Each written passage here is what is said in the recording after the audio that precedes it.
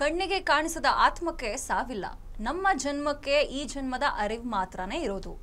ಆತ್ಮಕ್ಕೆ ಹಿಂದಿನ ಜನ್ಮಗಳ ಅರಿವಿದೆ. ಆ ಅರಿವಿನಿಂದ ದೇಹದಲ್ಲಿ ಉದ್ಭವಿಸೋ ಅಥವಾ ಮನಸ್ಸಿನಲ್ಲಿ ಉದ್ಭವಿಸೋ ನೋವನ್ನ, ಕಾಯಿಲೆಗಳನ್ನ ನಿವಾರಿಸಿಕೊಳ್ಳಬಹುದು. ಹಿಂದಿನ ಜನ್ಮದ ರಹಸ್ಯಗಳನ್ನ ತಿಳ್ಕೋಬಹುದು. ಸಮಸ್ಯೆಗೆ ಕಾರಣ ಏನು ಅಂತ ತಿಳಿದಾಗ ಅದರಿಂದ ಮುಕ್ತವಾಗೋದು ಸುಲಭದ ಸಂಗತಿ. ಎಲ್ಲರಿಗೂ ಒಂದು ಸಮಸ್ಯೆ ಇರಲ್ಲ, 10 ಸಮಸ್ಯೆ ಇರುತ್ತೆ. ಹಾಗಾದ್ರೆ ಆ 10 ಸಮಸ್ಯೆಗಳಿಗೂ ಬಂದು ಪಾಸ್ಟ್ ಲೈಫಿಗೆ ಪ್ರತಿ ಸತಿನೂ ಹೋಗ್ತಾ ಇರ್ಬೇಕಾ ಅವರು, ಅಥವಾ ಒಂದು ಸಮಸ್ಯೆಗೆ ಒಂದ್ಸತಿ ಮಾತ್ರ ಬಂದು ಅದಕ್ಕೆ ಆನ್ಸರ್ ಕಂಡು ಹಿಡ್ಕೋಬಹುದಾ? ಕೆಲವು ಸಮಸ್ಯೆಗಳಿಗೆ ನಾವು ಈ ಪಾಸ್ಟ್ ಲೈಫ್ ರಿಗ್ರೆಷನ್ ಥೆರಪಿ ಮಾಡೋ ಅವಶ್ಯಕತೆನೂ ಇಲ್ಲ. ಸಣ್ಣ ಪುಟ್ಟ ಸಮಸ್ಯೆಗಳು ಪ್ರತಿದಿನ ಇದ್ದೇ ಇರುತ್ತೆ. ಕೆಲವು ದೀರ್ಘಕಾಲದಿಂದ ಕಾಡ್ತಾ ಇರುತ್ತೆ. ನಾವು ಎಷ್ಟೇ ಅದಕ್ಕೆ ಪರಿಹಾರ ಮಾಡಿದ್ರು ಅದು ಸಾಲ್ವ್ ಆಗ್ತಾ ಇರಲ್ಲ. ಆ ನೋವು ನಾವು ತಡ್ಕೊಳ್ಳೋಕ್ಕೂ ಆಗ್ತಾ ಇರಲ್ಲ. ಅದು ಕೆಲವು ಸಲ ಸಂಬಂಧಗಳಲ್ಲಿ ಬಿರುಕಿರ್ಬೋದು, ವಿನಾಕಾರಣ ದ್ವೇಷ ಸಾಧಿಸೋದಿರ್ಬೋದು, ಇಲ್ಲ ಎಷ್ಟೇ ದುಡಿದ್ರೂ ಹಣ ಕೈಯಲ್ಲಿ ನಿಲ್ತಾನೆ ಇಲ್ಲ, ಏನೋ ಒಂದು ತೊಂದರೆ, ಏನೋ ಒಂದು ಖರ್ಚು ರಿಪೀಟೆಡ್ ಆಗಿ, ಇಲ್ಲ ಹೆಲ್ತ್ ಇಶ್ಯೂಸು, ಈ ಥರ ಅನ್ರಿಸಾಲ್ವ್ಡ್ ಇಶ್ಯೂಸ್ ಅಂತೀವಿ. ಪರಿಹಾರ ಕಂಡುಕೊಳ್ಳಕ್ಕೆ ಆಗದೇ ಇರೋ ಅಂಥ ತೊಂದರೆಗಳು, ಅಂಥವಕ್ಕೆ ಮಾತ್ರ ಪಾಸ್ಟ್ ಲೈಫ್ ರಿಗ್ರೆಷನ್ ಸೂಕ್ತ ಬೇಕಾಗಿರೋದು. ನಿಮ್ಮಲ್ಲಿ ಎಷ್ಟು ವಯಸ್ಸಿನಿಂದ ಎಷ್ಟು ವಯಸ್ಸಿನವರೆಗೂ ಬಂದಿರೋರು ಇದ್ದಾರೆ? ನಾವು 8 ವರ್ಷದ ಮಗುವಿಂದ 70 ವರ್ಷದ ವಯಸ್ಸಾದವ್ರವರೆಗೂ ಈ ಸೆಷನ್ಸ್ ಮಾಡಿದ್ದೀವಿ. ಸೊ ನಾವು ಹೇಳೋ ಭಾಷೆ ಅವ್ರಿಗೆ ಅರ್ಥ ಆಗಬೇಕಷ್ಟೇ. 8 ವರ್ಷದ ಮಗು ಅಂದರೆ ಅವ್ನಿಗೆ ಹೆಂಗೆ ಗೊತ್ತಾಗುತ್ತೆ? ಹೌದು, ಅಥವಾ ಯಾರು ಹೇಳ್ತಾರೆ ಅವನ್ನ ಹೆಂಗೆ ಕರ್ಕೊಂಬರ್ತಾರೆ ಇಲ್ಲಿಗೆ? ಹೌದು, ನಿನ್ನ ಪಾಸ್ಟ್ ಲೈಫ್ಗೆ ನೀನು ಹೋದರೆ ನಿನಗೆ ಇದಕ್ಕೊಂದು ಆನ್ಸರ್ ಸಿಗಬಹುದು ಅಂತ ಹೇಗೆ ಅವ್ನು ಹೇಗೆ ಎಕ್ಸ್ಪ್ಲೇನ್ ಮಾಡ್ತಾನೆ ನಿಮ್ಗೆ? ಹೇಗೆ ಅದನ್ನ ಉತ್ತರ ಕೊಡ್ತಾ ಹೋಗ್ತಾನೆ? ಆ್ಯಕ್ಚುಲಿ ಚಿಕ್ಕ ಮಕ್ಕಳಿಗೆ ಇದು ಇನ್ನೂ ತುಂಬ ಈಸಿ ಇದು. ಯಾಕೆಂದರೆ ಅವ್ರಿಗೆ ದೊಡ್ಡವ್ರಿಗಿರೋ ಅಷ್ಟು ಕಮಿಟ್ಮೆಂಟ್ಸ್ ಇರಲ್ಲ. ಅವ್ರು ತುಂಬ ಈಸಿಯಾಗಿ ರಿಲ್ಯಾಕ್ಸ್ ಆಗ್ತಾರೆ. ಸೊ ಸುಪ್ತ ಮನಸ್ಸಿನಲ್ಲಿರೋದು ಆಟೋಮೆಟಿಕ್ಕಾಗಿ ಎಲ್ಲ ಬರುತ್ತೆ. ಸೊ ಯಾರು ಏನು ಎಕ್ಸ್ಪೆಕ್ಟೇ ಮಾಡಬೇಕಾಗಿಲ್ಲ. ಆ ಅರಪ್ರಜ್ಞಾವಸ್ಥೆಗೆ ಹೋದಾಗ ನಾವು ಏನು ಸಜೆಷನ್ಸ್ ಕೊಡ್ತೀವಿ, ಏನು ಪ್ರಶ್ನೆ ಕೇಳ್ತೀವಿ, ಅದಕ್ಕೆ ಆಟೋಮೆಟಿಕ್ಕಾಗಿ ಅವ್ರ ಸುಪ್ತ ಮನಸ್ಸಿಂದ ಎಲ್ಲ ಆನ್ಸರ್ಸ್ ಆಚೆ ಬರುತ್ತೆ. ಅಂದರೆ ಒಂದೇ ಸತಿಗೆ ಪಾಸ್ಟ್ ಲೈಫ್ ಹೋಗಿ ಎಲ್ಲ ಉತ್ತರನೂ ಕೊಟ್ಬಿಡ್ತಾರಾ, ಅಥವಾ 2-3 ಸತಿ ಬಂದು ಹೋಗಿ ಆದರೂ ಬರ್ದೇನೆ ಇರೋರು? ಇದು ಜನರಲ್ ಆಗಿ ಹೆಂಗಾಗುತ್ತೆ ಅಂದರೆ, ಇವಾಗ ನೀವು ಒಂದು ಮಗುನ ಸ್ಕೂಲಿಗೆ ಸೇರಿಸ್ತೀರ, ಕೆಲವು ಮಕ್ಕಳು ಫಸ್ಟ್ ಅಟೆಂಪ್ಟಲ್ಲೇ ಪಾಸ್ ಆಗ್ತಾರೆ, ಕೆಲವು ಮಕ್ಕಳು 2-3 ಸಲ ಬರೀಬೇಕಾಗತ್ತೆ, ಇನ್ನು ಕೆಲವ್ರು ಇನ್ನೂ ಹೆಚ್ಚಿನ ಸಲ ಬರೀಬೇಕಾಗತ್ತೆ. ಅದೇ ಥರ ಒಬ್ಬೊಬ್ಬರ ಸಬ್ಕಾನ್ಷಿಯಸ್ ಮೈಂಡು ಒಂದೊಂದು ಸ್ಟೇಟಲ್ಲಿ ಇರುತ್ತೆ. ಕೆಲವರು ಮೊದಲನೇ ಸೆಷನ್ನಲ್ಲೇ ಪಾಸ್ಟ್ ಲೈಫ್ ರಿಗ್ರೆಷನ್ ಥೆರಪಿಗೆ ಚೆನ್ನಾಗಿ ಸ್ಪಂದಿಸ್ತಾರೆ, ಮೂಲಕ್ಕೆ ಹೋಗ್ತಾರೆ, ನೋಡ್ತಾರೆ, ಹೀಲ್ ಮಾಡ್ಕೊತಾರೆ. ಕೆಲವರಿಗೆ 1-2 ಸೆಷನ್ ಜಾಸ್ತಿನೂ ಬೇಕಾಗ್ಬೋದು. ಇನ್ನೊಂದು ಸೆಟ್ ಆಫ್ ಎಕ್ಸಾಂಪಲ್ ಕೊಡೋದಾದ್ರೆ, ಒಂದು ಸ್ಟ್ರಾಂಗ್ ಆಗಿ ಇಂಥವ್ರು ಬಂದಿದ್ರು, ಈ ಥರ ಒಂದು ಹೀಲಿಂಗ್ ಥೆರಪಿ ಆಯಿತು, ಅವ್ರಿಗೆ ಇವತ್ತು ತುಂಬ ಚೆನ್ನಾಗಿದ್ದಾರೆ ಅನ್ನೋ ನಿಮ್ಮ ಒಂದು ಎಕ್ಸ್ಪೀರಿಯನ್ಸ್ ನನಗೆ ಹೇಳಿ. ನಿಮ್ಮ ಕ್ಲೈಂಟ್ ಜೊತೆ ಇರೋ ಯಾವ್ದಾದ್ರು ಒಂದು ಎಕ್ಸ್ಪೀರಿಯನ್ಸ್ ನೋಡಿ. ತಂದೆ ಮತ್ತು ಮಗನ ಮಧ್ಯೆ ಇದ್ದಂಥ ದ್ವೇಷಕ್ಕೆ ಕಾರಣ ಏನು ಅಂತ ತಿಳ್ಕೋಬೇಕಾಗಿತ್ತು. ಹಾಗಾಗಿ ಅವ್ರ ಮಗನಿಗೆ ಒಂದು ಸೆಷನ್ ಮಾಡಿದಾಗ ಅವನು ಒಂದು ರಾಜರ ಕಾಲಕ್ಕೆ ಹೋಗ್ತಾನೆ. ಅಲ್ಲಿ ಒಬ್ಬ ಸೈನ್ಯಾಧಿಕಾರಿ ಆಗಿರ್ತಾನೆ. ಅವನಿಗೆ ಅವರ ಮಂತ್ರಿ ವಿಷ ಕೊಟ್ಟು ಸಾಯಿಸ್ತಾರೆ. ಕಾರಣ ಏನು ಅಂದರೆ ಇವನ ಒಂದು ಪೊಸಿಷನ್ನು ಅವ್ರ ಮಗನ ಕೊಡೋಕ್ಕೆ. ಹಾಗಾಗಿ ಆ ದ್ವೇಷ ಅಲ್ಲಿಂದ ಅವರಿಬ್ಬರ ನಡುವೆ ಶುರುವಾಗಿರುತ್ತೆ. ಆಗ ಅವರಲ್ಲಿ ನೋಡಿದಾಗ ಅವರ ಆ ಮಂತ್ರಿ ಯಾರು, ಈ ಜನ್ಮದಲ್ಲಿ ಅವ್ರು ಇದ್ದಾರಾ ಇಲ್ವಾ ಅಂತ ಗುರುತಿಸೋಕೆ ಕೇಳಿದಾಗ, ಅವರು ಆ ಮಂತ್ರಿಯ ಕಣ್ಣಲ್ಲಿ, ಆ ಮುಖದಲ್ಲಿ ನೋಡಿದಾಗ ಇವರಿಗೆ ಗೊತ್ತಾಗುತ್ತೆ ಅವರೇ ಈ ಜನ್ಮದಲ್ಲಿ ನಮ್ಮ ತಂದೆ. ಅದಕ್ಕಾಗಿ ಆ ದ್ವೇಷ ಇಲ್ಲೂ ಮುಂದುವರಿತಾ ಇದೆ. ಈಗ ನನಗೆ ಕಾರಣ ಗೊತ್ತಾಯಿತು, ಇನ್ಮೇಲೆ ನಾನು ಆ ದ್ವೇಷ ಕಂಟಿನ್ಯೂ ಮಾಡಲ್ಲ, ಮುಂದುವರ್ಸಲ್ಲ ಅಂತ ಅವರು ಅದನ್ನು ಸಬ್ಕಾನ್ಷಿಯಸ್ಸಿಂದ ರಿಲೀಸ್ ಮಾಡ್ತಾರೆ. ಇವರಿಲ್ಲಿ ರಿಲೀಸ್ ಮಾಡಿದ್ಮೇಲೆ ನಮ್ಮ ಎಲ್ಲ ಮನಸ್ಸುಗಳು ಎಲ್ಲ ಇಂಟರ್ಲಿಂಕ್ ಆಗಿರೋದ್ರಿಂದ ಅವರ ತಂದೆಯಲ್ಲೂ ಸಹ ಬದಲಾವಣೆ ಕಂಡು ಬರುತ್ತೆ. ಇವಾಗ ನಮ್ಮ ಜೊತೆ ಇರೋ ನಮ್ಮ ಫ್ಯಾಮಿಲಿ ಮೆಂಬರ್ಸು, ಈಗಿರೋ ನಮ್ಮ ಫ್ರೆಂಡ್ಸು ನಮ್ಮ ಹಿಂದಿನ ಜನ್ಮದಲ್ಲೂ ನಮ್ಮ ಜೊತೆ ಇರ್ತಾರೆ ಅಂತನಾ? ನಮ್ಮ ಕನೆಕ್ಷನ್ ಇರುತ್ತೆ ಅವ್ರ ಹತ್ರ ಅಂತನಾ? ಜನರಲ್ ಆಗಿ ನಾವೆಲ್ಲ ಅದೇ ಸೋಲ್ ಫ್ಯಾಮಿಲಿಗಳಿಂದಾನೇ ಇಲ್ಲಿ ಬರ್ತೀವಿ. ನಮಗೆ ಇಲ್ಲಿ ಹೆಂಗೆ ಫ್ಯಾಮಿಲಿ ಇದೆ, ಅದೇ ಥರ ಮೇಲೆ ಸೂಕ್ಷ್ಮ ಲೋಕದಲ್ಲಿ ಕೂಡ ನಮಗಲ್ಲಿ ಸೋಲ್ ಫ್ಯಾಮಿಲಿ ಅನ್ನೋದು ಇರುತ್ತೆ.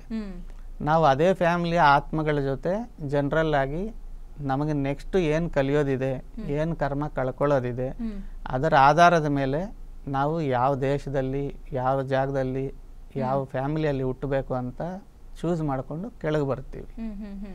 ಓಕೆ, ಈಗ ಒಂದು ನನಗೆ ಇರೋ ಡೌಟ್ ಕ್ವೆಶನ್, ಈಗ ಒಂದ್ಸತಿ ಮನುಷ್ಯ ಜನ್ಮ ಪಡೆದ ಮೇಲೆ ಅವನು ಮತ್ತೆ ಇನ್ನೊಂದು ಜನ್ಮ ಮನುಷ್ಯಂದು ಬರೋದಿಲ್ಲ ಅಂತ ಹೇಳ್ತಾರೆ, ಕರೆಕ್ಟಾ? ಅದು ಎಲ್ಲರೂ ಹೇಳ್ತಾನೆ ಇರ್ತಾರೆ. ನೀವಿವಾಗ ನಾವು ಈ ಜನ್ಮದಲ್ಲಿ ಇದ್ದೀವಿ ಅನ್ನೋದಾದ್ರೆ ನಾವು ಹಿಂದಿನ ಜನ್ಮಕ್ಕೆ ಕರ್ಕೊಂಡು ಹೋಗ್ತಾರೆ ಅಂತಾದ್ರೆ ನಾವು ಆಲ್ರೆಡಿ ಹಿಂದಿನ ಜನ್ಮದಲ್ಲೂ ಮನುಷ್ಯರಾಗಿ ಹುಟ್ಟಿ ಈ ಜನ್ಮದಲ್ಲೂ ಮನುಷ್ಯರಾಗಿ ಹುಡ್ತೀವ ಹಾಗಾದ್ರೆ? ನೋಡಿ, ಇದು ತುಂಬ ದೊಡ್ಡ ಸಬ್ಜೆಕ್ಟ್. ಇದು ಪುರಾಣಗಳಲ್ಲಿ ಕೆಲವು ಕಡೆ ಉಲ್ಲೇಖನೂ ಇದೆ. ಒಬ್ಬ ವ್ಯಕ್ತಿ ಮನುಷ್ಯನಾದ ಮೇಲೂ ತುಂಬ ಕ್ರೂರವಾಗಿ ವರ್ತಿಸ್ತಾ ಇದ್ರೆ ಅವನಿಗೆ ಮತ್ತೆ ಹಿಂದೆ ಕಳ್ಸೋ ಸಾಧ್ಯತೆ ಇದೆ. ಅಂದ್ರೆ ಪ್ರಾಣಿ ಜನ್ಮಕ್ಕೆ ಕಳ್ಸೋ ಸಾಧ್ಯತೆನೂ ಇದೆ. ಅಂದ್ರೆ ಈ ಜನ್ಮದ ನಂತರ ಅವನು ತಿದ್ದುಕೊಳ್ಳದೆ ಇನ್ನೂ ಆ ಪ್ರಾಣಿಯ ಪ್ರವೃತ್ತಿಯಲ್ಲೇ ನಡೀತಾ ಇದ್ರೆ ಮತ್ತೆ ಅವನು ಪ್ರಾಣಿ ಆಗೋ ಸಾಧ್ಯತೆ ಇದೆ ಅಂತಾನು ಕೆಲವು ಕಡೆ ಹೇಳಿದ್ದಾರೆ. ಅಂದ್ರೆ ಈಗಿನ ಜನ್ಮದ ಕರ್ಮಗಳೇ ನಮ್ಮ ಮುಂದಿನ ಜನ್ಮದ ಒಂದು ಖಂಡಿತ ಎಫೆಕ್ಟ್ ಆಗುತ್ತೆ ಅಂತ ಹೇಳ್ತೀರಾ? ಖಂಡಿತ. ನೋಡಿ, ಪಾಸ್ಟ್ ಲೈಫ್ ರಿಗ್ರೆಷನ್ ಥೆರಪಿಯಲ್ಲಿ ಯಾರು ಹಿಂದಿನ ಜನ್ಮಕ್ಕೆ ಹೋಗಿ ನೋಡ್ತಾರೆ, ಸಾಮಾನ್ಯವಾಗಿ ನಮಗೆ ಬರೋ ಸಂದೇಹ ಏನಂದ್ರೆ, ನಾವು ಮನುಷ್ಯರ ಜೊತೆ ಏನಾದರೂ ಇಂಟ್ರ್ಯಾಕ್ಟ್ ಮಾಡಿದ್ರೆ ಅಲ್ಲಿ ಮನುಷ್ಯರನ್ನ ನಾವು ಕ್ಷಮಾಪಣೆ ಕೇಳ್ಬೋದು, ಏನಾದರೂ ನಾವು ಅವ್ರಿಗೆ ತೊಂದರೆ ಮಾಡಿದ್ರೆ. ಹೌದು, ಕರೆಕ್ಟ್. ಒಂದು ಪ್ರಾಣಿಗಾಗ್ಲಿ ಒಂದು ಪಕ್ಷಿಗಾಗ್ಲಿ ನಾವೇನೋ ತೊಂದರೆ ಮಾಡಿದ್ರೆ ಅದ್ರ ಜೊತೆ ಹೆಂಗ್ ಮಾತಾಡೋದು ಅಂತ ನಮ್ಗೆ ಅನ್ಸುತ್ತೆ. ಆದ್ರೆ ನಮಗೆ ಆ ಸ್ಥಿತಿಯಲ್ಲಿದ್ದಾಗ ಭಾಷೆಯ ಅವಶ್ಯಕತೆ ಇರಲ್ಲ. ಹಂಗಾಗಿ ನಾವು ಪ್ರಾಣಿ ಜೊತೆನೂ ಮಾತಾಡ್ಬೋದು, ಪಕ್ಷಿ ಜೊತೆನೂ ಮಾತಾಡ್ಬೋದು, ಗಿಡ ಮರ ಎಲ್ಲದ್ರ ಜೊತೆನೂ ಮಾತಾಡ್ಬೋದು. ಅಂದ್ರೆ ಈ ಜನ್ಮದಲ್ಲಿ ಆ ಪಕ್ಷಿನೇ ಇಲ್ಲ, ಆ ಒಂದು ಅಂದ್ರೆ ನೀವು ಹೇಳ್ತಿರೋ ಪ್ರಕಾರ ಮನುಷ್ಯನಿಗೆ ನಾನು ಹೇಳೋದೇ ಇಲ್ಲ ಅನ್ನೋದೇ ಆದ್ರೆ ಪ್ರಾಣಿ ಪಕ್ಷಿ ಇರಬಹುದು, ಹೇಗೆ ನನಗೆ ಅದೇ ಪಕ್ಷಿಗೆ ಹೇಳಬೇಕು ಅದೇ ಪ್ರಾಣಿಗೆ ಹೇಳಬೇಕು ಅನ್ನೋ ಒಂದು ಗೊತ್ತಾಗುತ್ತೆ?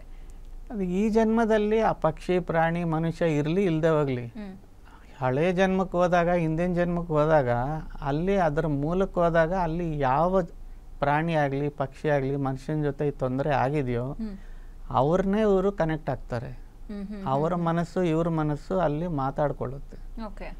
ಆಗ ಅವರು ಕ್ಷಮಾಪಣೆ ಕೊಡಬೇಕಾಗತ್ತೆ, ಇವರನ್ನ ಕ್ಷಮಿಸ್ಬೇಕಾಗತ್ತೆ, ಅವರ ಶಾಪದಿಂದ ಮುಕ್ತಗೊಳಿಸ್ಬೇಕಾಗತ್ತೆ. ಇವರ ಕ್ಷಮಾಪಣೆ ಇವ್ರು ಕೇಳಿದಾಗ ಅವರು ಅವ್ರನ್ನ ರಿಲೀಸ್ ಮಾಡ್ತಾರೆ. ಅಕಸ್ಮಾತ್ ಆ ಆಪೋಸಿಟ್ ಇರೋ ಒಂದು ಆತ್ಮ ಬೇರೆ ಇನ್ನೊಂದು ಜನ್ಮ ತಾಳಿ ಬಂದಿದ್ರೆ, ಈಗ ನಾನು ಪಕ್ಷಿಗೆ ಸಾರಿ ಕೇಳಬೇಕಾಗಿರುತ್ತೆ, ಬಟ್ ಅವ್ನು ಮನುಷ್ಯನಾಗಿ ಹುಟ್ಟುಬಿಟ್ಟಿರ್ತಾನೆ, ಅವಕ್ಕೆ ಹೆಂಗೆ ಸಾರಿ ಕೇಳೋದು? ಇವಾಗ ಅವಾಗ ಹೇಗೆ ಇದು ಮಾಡೋದು? ಆ ಮನುಷ್ಯ ಇಲ್ಲಿ ಇರಲಿ ಇಲ್ಲದೆ ಹೋಗ್ಲಿ ನಮ್ಮ ಎಲ್ಲಾ ಮನಸ್ಸುಗಳು ಇಂಟ್ರಾಕ್ಟ್ ಮಾಡಬಹುದು. ಅದನ್ನೇ ನಾವು ಈವನ್ ಕೆಲವು ಸಲ ಟೆಲಿಪತಿ ಅಂತ ಕೂಡ ಅಂತೀವಿ. ಅವ್ರಿಗೆ ಗೊತ್ತಿಲ್ದಿರಾನೆ ನಾವು ಕಳಿಸೋ ಯೋಚನೆಗಳು ಅವ್ರಿಗೆ ರೀಚ್ ಆಗುತ್ತೆ.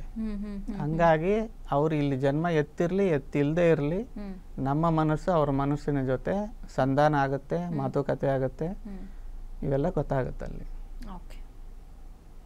ನೀವು ಪಾಸ್ಟ್ ಲೈಫ್ಗೆ ಕೆಲವ್ರನ್ನ ಕರ್ಕೊಂಡು ಹೋಗಕ್ ಆಗದೇನೆ ಇದ್ದಾಗ ಏನ್ ಮಾಡ್ತೀರಾ? ಅವ್ರು ಮತ್ತೆ ಅಂತ ಸಮಯದಲ್ಲಿ ಏನ್ ಮಾಡ್ತೀರಾ? ಜನರಲ್ ಆಗಿ ಅವರ ಹತ್ತಿರದ ಸಂಬಂಧಿಕರು, ಮಕ್ಕಳು, ಅಣ್ಣ ತಮ್ಮ, ಇವ್ರು ಯಾರನ್ನಾದರೂ ಆ ಸ್ಟೇಟ್ಗೆ ಅರೆಪ್ರಜ್ಞಾವಸ್ಥೆಗೆ ಸುನಾಯಾಸವಾಗಿ ಹೋಗುವಂಥವ್ರು ಯಾರಾದರೂ ಇದ್ದರೆ ಅವ್ರನ್ನ ಆ ಸ್ಟೇಟಿಗೆ ಕರ್ಕೊಂಡೋಗಿ ಇವರ ಜನ್ಮನು ಅವರು ನೋಡ್ಬೋದು. ನಮ್ಮ ಎಲ್ಲರ ಮೈಂಡು ಇಂಟರ್ಲಿಂಕ್ ಆಗಿರೋದ್ರಿಂದ ಯಾರ ಜನ್ಮದ ಬಗ್ಗೆ ಯಾರು ಬೇಕಾದ್ರೂ ನೋಡ್ಬೋದು. ಆದರೆ ಆ ಸ್ಥಿತಿಗೆ ಹೋಗೋ ಕೆಪಾಸಿಟಿ ಅವ್ರಿಗೆ ಇರಬೇಕು. ಈಗ ಕೆಲವರು ಸರ್ ಇದನ್ನ ಕಾನ್ಸೆಪ್ಟ್ ಎಲ್ಲ ನಂಬೋದಿಲ್ಲ. ಅವಾಗ ಅವರು ಪಾಸ್ಟ್ ಲೈಫ್ಗೆ ಬನ್ನಿ ಅಂತ ಹೇಳಿದ್ರೆ ಅವ್ರು ಬರೋದು ಇಲ್ಲ. ಈಗ ಒಂದು ಎಕ್ಸಾಂಪಲ್ ತಗೊಂಡ್ರೆ, ಈಗ ನಾನೇ ಇನ್ನೊಬ್ರು ಲೈಫ್ನ ನೋಡಬೇಕು ಅಂತ ಆದರೆ ನಾನು ಬೇರೆಯವ್ರ ಲೈಫನ್ನ ಹೋಗಿ ಪಾಸ್ಟ್ ಲೈಫ್ನ ಹೋಗಿ ಅವ್ರಿಗಾಗ್ತಿರೋ ಸಮಸ್ಯೆಗಳನ್ನ ಇದರಿಂದ ಪರಿಹಾರ ಮಾಡ್ಕೋಬಹುದಾ? ನೋಡಿ, ಅವ್ರ ಪರ್ಮಿಷನ್ ಇದ್ದರೆ ಖಂಡಿತವಾಗಿಯೂ ನೀವು ಯಾರದೇ ಜನ್ಮದ್ದು ಹೋಗಿ ನೋಡ್ಬೋದು. ಅವ್ರ ಹಿಂದಿನ ಜನ್ಮ ನೋಡ್ಬೋದು, ತಿಳ್ಕೊಬೋದು. ಅವ್ರು ಯಾಕೆ ಈ ಜನ್ಮದಲ್ಲಿ ಈ ಥರ ತೊಂದರೆ ಅನುಭವಿಸ್ತಾ ಇದ್ದಾರೆ ಅನ್ನೋದು ನೀವು ತಿಳ್ಕೊಂಡು ನೀವು ಅದಕ್ಕೆ ಪರಿಹಾರ ಮಾಡ್ಬೋದು. ಆದರೆ ಅದಕ್ಕೆ ಅವರ ಪರ್ಮಿಷನ್ ನಿಮಗಿರಬೇಕು. Okay okay. ನಿಮಗೆ ವಾವ್ ಅನ್ನೋ ಥರ ಎಕ್ಸ್ಪೀರಿಯನ್ಸ್ ನಿಮ್ಮ ಕ್ಲೈಂಟ್ಗಳಲ್ಲಿ ಬಂದಿರೋದ್ರಲ್ಲಿ ನೀವು ಯಾವುದಾದ್ರೂ ಒಂದು ಶೇರ್ ಮಾಡ್ಬೋದಾ ನಮಗೆ? ನನಗೆ ಒಂದು 9 ವರ್ಷದ ಮಗುವಿಗೆ ಒಂದು ಸೆಷನ್ ಮಾಡಿದ್ವಿ. ಅದು ಒಂದು ಕುತೂಹಲಕ್ಕೆ ಮಾಡಿದ್ದು. ಅವನು ಯಾವುದೋ ಗ್ರಹಕ್ಕೆ ಹೋಗಿ ಆ ಗ್ರಹದ ಬಗ್ಗೆ ಎಲ್ಲ ಮಾತಾಡ್ದ, ಅಲ್ಲಿನ ಭಾಷೆ ಮಾತಾಡ್ದ. ಅಲ್ಲಿ ನಾವು ಮನುಷ್ಯರ ಥರನೇ ಇದ್ದೀವಿ, ಮಾತಾಡಿದ್ರು ಅದು ನಾವು ನೋಡಕ್ಕೆ ಮನುಷ್ಯರ ಥರನೇ ಇದ್ದೀವಿ, ನನಗೆ ಬಾಲ ಇದೆ, ನನಗೆ 6 ಬೆರಳಿದೆ, ನನ್ನ ರಕ್ತ ಗ್ರೀನ್ ಕಲರ್ ಇದೆ, ಆಮೇಲೆ ನನಗೆ 3 ಕಣ್ಣಿದೆ ಅಂತ ಎಲ್ಲ ಆ ಗ್ರಹದ ಬಗ್ಗೆ ಎಲ್ಲ ಮಾತಾಡ್ದ. ಇವನ್ ನನ್ನ ಸ್ವಂತ ಎಕ್ಸ್ಪೀರಿಯನ್ಸಲ್ಲೇ ನಾನು ಈ ಕೋರ್ಸ್ ಮಾಡೋವಾಗ ಕಲಿಯೋವಾಗ ನನಗೆ ಒಂದು ಸೆಷನ್ ನಮ್ಮ ಸಾರೇ ಮಾಡಿದ್ರು. ಆಗ ನನಗೆ ತುಂಬ ವರ್ಷಗಳಿಂದ ಬ್ಯಾಕ್ ಪೇನ್ ಕಾಡ್ತಾ ಇತ್ತು. 18 ವರ್ಷ ಆದರೂ ಹೋಗದೆ ಇರೋಂಥ ಬ್ಯಾಕ್ ಪೇನ್. ಆಗ ನಾನು ನನ್ನ ಹಳೆ ಜನ್ಮ ನೋಡಿದೆ. ಅಲ್ಲೊಂದು ಆಕ್ಸಿಡೆಂಟಲ್ಲಿ ನಾನು ಬಸ್ಸಲ್ಲಿ ಬಿದ್ದು ಸತ್ತೋಗ್ತೀನಿ. ಆ ಘಟನೆಯಿಂದ ನನ್ನ ಸುಪ್ತ ಮನಸ್ಸಿನಲ್ಲಿ ಸ್ಟೋರ್ ಆಗಿದ್ದಂಥ ಈ ನೋವುಗಳು ಅವೆಲ್ಲ ನನ್ನ ಒಂದು ಕರ್ಮದ ಆಧಾರದ ಮೇಲೆ ಈಗ ಮತ್ತೆ ಮೇಲಕ್ಕೆ ಬರ್ತಾ ಇತ್ತು. ನನಗೆ ಮತ್ತೆ ಅದು ಕಾಡ್ತಾ ಇತ್ತು. ಅದನ್ನು ನಾನು ತಿಳ್ಕೊಂಡು ಅದನ್ನಲ್ಲಿ ರಿಲೀಸ್ ಮಾಡಿದ ಮೇಲೆ ನನಗೆ ಆ ನೋವು ಹೊಟ್ಟೋಯ್ತು. 18 ವರ್ಷ ಯಾವುದೇ ಮೆಡಿಸಿನ್ ಆಗಲಿ ಯಾವುದೇ ಟ್ರೀಟ್ಮೆಂಟ್ಗಳಾಗಲಿ ನನಗೆ ಕ್ಯೂರ್ ಮಾಡದೇ ಇರೋವಂಥ ಆ ನೋವು ಈ ಒಂದು ಸೆಷನ್ನಿಂದ ನನಗೆ ಕಂಪ್ಲೀಟಾಗಿ ಹೀಲ್ ಆಯಿತು. ಇದೇ ಥರ ಸುಮಾರು ಜನರಿಗೆ ಹೀಲ್ ಆಗಿದೆ. ಸಿವಿಯರ್ ಬ್ಯಾಕ್ ಪೇನ್ ಆಗಲಿ, ಹೆಲ್ತ್ ಇಶ್ಯೂಸ್, ಸುಮಾರು ಕ್ಯಾನ್ಸರು, ಬ್ರೈನ್ ಟ್ಯೂಮರು, ಆಸ್ತಮಾ, ಈ ಥರ ಸುಮಾರು ಕಾಯಿಲೆಗಳಿಗೆ ಇದರಲ್ಲಿ ಪರಿಹಾರ ಸಿಗ್ತಾ ಇದೆ. ಓಕೆ, ಮೋಸ್ಟ್ಲಿ ನೀವು ಹೇಳ್ತಾ ಹೇಳ್ತಾ ನನಗೂ ಕ್ಯೂರಿಯಾಸಿಟಿ ಬಿಲ್ಡ್ ಆಗ್ತಾ ಇದೆ. ಅದನ್ನು ಲೈವ್ ಆಗಿ ನೋಡಬೇಕು ಅನ್ನೋ ಒಂದು ಕುತೂಹಲ ಕೂಡ ಇದೆ. ನನಗೆ ಒಂದು ಲೈವ್ ಸೆಷನ್ ನೀವು ಖಂಡಿತ ಮಾಡೋಣ ಅಂತ. ಖಂಡಿತ ಮಾಡೋಣ. ಸರ್, ಇವ್ರ ಹೆಸರು ಅಮೃತ ಅಂತ ಹೇಳಿ. ಇವ್ರಿಗೆ ಪದೇ ಪದೇ ರಿಪೀಟೆಡ್ ಆಗಿ ಕನ್ಸಲ್ಲಿ ತಾತ ಬರ್ತಾರೆ ಅಂತ ಹೇಳ್ತಿರ್ತಾರೆ. ಸೊ ಅವ್ರೇನಾದ್ರು ಮೆಸೇಜಸ್ ಕಳಿಸಿರುವಂತಹ ಏನಾದ್ರು ಒಂದು ಇನ್ಸ್ಟೆನ್ಸ್ ಸರ್, ಅದು ಏನು ಅರ್ಥ ಹಾಗಾದ್ರೆ ತಿಳ್ಕೊಳ್ಳೋದು ಮಾಡ್ಬೋದು. ಈ ಸೆಷನ್ ಇಂದ ಅವ್ರು ಏನಕ್ಕೆ ಪದೇ ಪದೇ ಬರ್ತಾ ಇದ್ದಾರೆ, ಅವರಿಂದ ಇವ್ರಿಗೆ ಏನಾದ್ರು ಮೆಸೇಜ್ ಕೊಡೋದಿದೆಯಾ, ಅದನ್ನ ತಿಳ್ಕೊಳ್ಳೋದಕ್ಕೂ ನಾವು ಈ ಸೆಷನ್ ಮುಖಾಂತರ ಸಾಧ್ಯತೆ ಇದೆ. ಓಕೆ ಸರ್, ನಾನೀಗ 5ರಿಂದ 1 ಎಣಿಸ್ತೀನಿ. ನೀವೊಂದು ಗಾರ್ಡನ್ ಅಲ್ಲಿ ಇರ್ತೀರಾ. 5 4 3 2 1. ನಿಧಾನವಾಗಿ ಸುತ್ತಲೂ ನೋಡಿ. ಎಲ್ಲಿದ್ದೀರಾ ಈಗ? ಗಾರ್ಡನಲ್ಲಿ. ಹಾಗೆ ನಿಧಾನವಾಗಿ ವಾಕ್ ಮಾಡ್ತಾ ಹೋಗಿ ಆ ಗಾರ್ಡನಲ್ಲಿ. ನಿಧಾನವಾಗಿ ಸುತ್ತಲೂ ನೋಡ್ತಾ ಇರಿ. ಯಾರಾದರೂ ಕಾಣಿಸ್ತಾರ ನೋಡಿ? ಹೌದು. ಯಾರವರು? ನಿಮಗೆ ಗುರುತಿಡಿಯೋಕ್ಕಾಗುತ್ತಾ ನೋಡಿ ಅವ್ರನ್ನ? ತಾತ. Very good. ಅವ್ರ ಬ್ಲೆಸ್ಸಿಂಗ್ಸ್ ತಗೊಳ್ತೀರಾ? ಹೌದು. ತಗೊಳ್ಳಿ ಅವ್ರ ಬ್ಲೆಸ್ಸಿಂಗ್ಸು. ಮಾತಾಡಿ ಅವ್ರ ಹತ್ರ. ಏನಕ್ಕೆ ಅವ್ರು ಪದೇ ಪದೇ ಕನ್ಸಲ್ಲಿ ಬರ್ತಾರೆ, ಏನಾದರೂ ಮೆಸೇಜ್ ಇದೆಯಾ ಕೇಳಿ.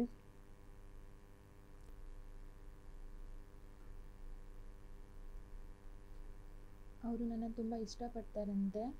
ಓಕೆ. ನನ್ನ ಪ್ರೊಟೆಕ್ಟ್ ಮಾಡೋದಕ್ಕೆ ನನ್ನ ಜೊತೆ ಇದ್ದಾರೆ. Very good. ಇನ್ನೇನಾದರೂ ಮೆಸೇಜಸ್ ಇದೆಯಾ?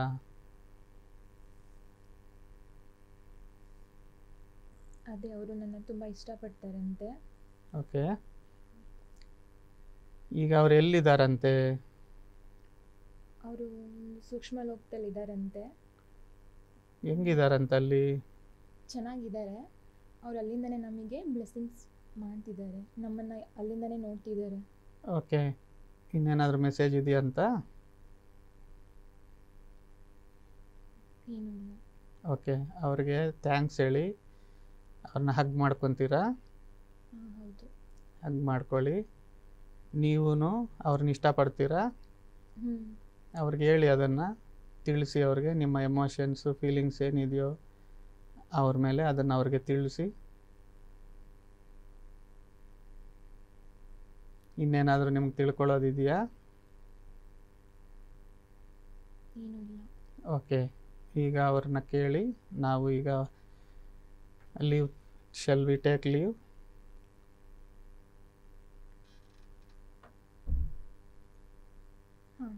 ಓಕೆ. ಅವ್ರಿಗೆ ಥ್ಯಾಂಕ್ಸ್, ಇನ್ನೊಂದ್ಸಲ ಥ್ಯಾಂಕ್ಸ್ ಹೇಳಿ, ಧನ್ಯವಾದ ಹೇಳಿ. ನಾನೀಗ 1 to 5 ಕೌಂಟ್ ಮಾಡ್ತೀನಿ. ನಿಧಾನವಾಗಿ ಆಚೆ ಬನ್ನಿ. 1 2 3 4 5. Open your eyes. ಅಮೃತ, ಇವಾಗ ನೀವು ಪಾಸ್ಟ್ ಲೈಫಲ್ಲಿ ನಿಮ್ಮ ತಾತನ್ನ ನೋಡಿದ್ರಿ ಅಲ್ಲ, ನಿಮಗೆ ಹೇಗಿತ್ತು ಆ ಎಕ್ಸ್ಪೀರಿಯನ್ಸ್? ಏನು ಅನಿಸ್ತು? ಆ ಮೂಮೆಂಟ್ ರಿಯಲ್ ಆಗೇ ಇತ್ತು. ಸೊ ಅವ್ರು ನನ್ನ ಡೈಲಿ ಕನ್ಸಲ್ಲಿ ಯಾಕೆ ಬರ್ತಿದ್ರು ಅಂತ ನನ್ನ ಕ್ವಶನ್ಸಿಗೆ ಆನ್ಸರ್ ಸಿಕ್ತು. ಓಕೆ. ಎಲ್ಲ ಮೂಮೆಂಟು ರಿಯಲ್ ಆಗೇ ಫೀಲ್ ಆಗ್ತಿತ್ತು ನಿಮಗೆ?